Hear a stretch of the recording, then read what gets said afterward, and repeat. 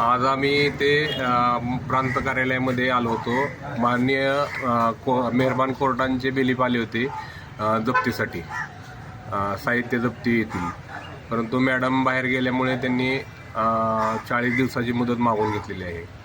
हा बायपास रस्ता कुर्डवाडी बाह्यवळण रस्त्याच्या संपादनाचा विषय आहे. तो आम्ही 20 वर्षापासून संघर्ष करतोय कोर्टामध्ये.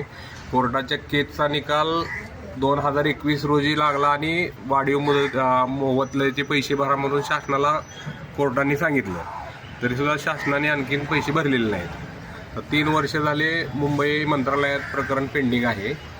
मग आम्ही मान्य कोर्टांकडे त्याबाबत दरख्वास्त दाखल केली, तर कोर्टाने प्रांत कार्यालयाचं साहित्य जप्त करण्याचे आदेश देऊन बेलीप यांना वॉरंट बजावणीकरता पाठवले. त्याची मुदत दिलेली आहे. 40 दिवसात आम्ही कारवाई करून आपल्या खात्यावरती पैसे जमा होतील अशी तजवीज करतो, म्हणून आम्हाला प्रांत कार्यालयाचे प्रभारी यादव साहेब, मुंडे साहेब यांनी सांगितलेलं आहे.